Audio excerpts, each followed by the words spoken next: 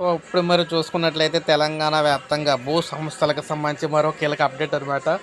క్షేత్రస్థాయి పరిశీలనకు కమిటీ అయితే వేయడం అయితే జరిగింది. ధరణి పోర్టల్ పునర్నిర్మాణంపై, మార్పులు చేర్పులపై పూర్తి కావస్తున్న సంప్రదింపులు, తాజాగా సర్వే సెటిల్మెంటు, దేవాదాయ అధికారులతో కూడా భేటీ అయితే అయ్యారు. రేపు రిజిస్ట్రేషన్ శాఖతో భేటీ అవుతారు. ఆ తర్వాత రంగారెడ్డి, నిజామాబాద్, ఆదిలాబాద్ లేదా ఖమ్మం జిల్లాలకు ఈ పర్యటనలు అయ్యాక వారంలో ప్రభుత్వానికి ప్రాథమిక నివేదిక కూడా ఇస్తున్నారన్నమాట.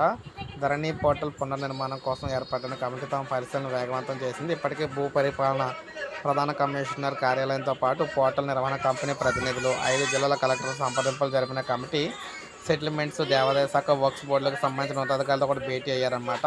పరిధిలో ధరణి పోర్టల్ ద్వారా ఎదురవుతున్న సమస్యలు, వాటి పరిష్కారానికి మార్గాలు, ప్రత్యామ్నాయాలపై కూడా చర్చించి, సో దీనికి సంబంధించి అదేవిధంగా స్టాంపుల రిజిస్ట్రేషన్ శాఖతో కూడా సమావేశం అయితే కావాలని భావిస్తున్నారు.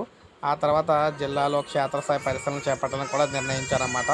సో ఇందుకోసం రాష్ట్రంలో 3 జిల్లాలను కమిటీ ఎంపిక కూడా చేసింది. మొత్తం మీద చూసుకుంటే నిజామాబాద్తో పాటు ఆదిలాబాద్ లేదా ఖమ్మంలో ధరణి సమస్యల వరకు ప్రత్యక్షంగా పరిశీలించినట్లయితే కమిటీ అయితే చెప్పిందనమాట.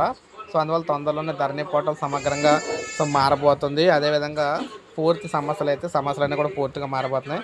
ఇప్పుడే మనకు అప్డేట్ వచ్చింది. ఒక లైక్ చేయండి, సబ్స్క్రైబ్ చేసుకోకపోతే మన ఛానల్ సబ్స్క్రైబ్ చేసుకొని ఫాలో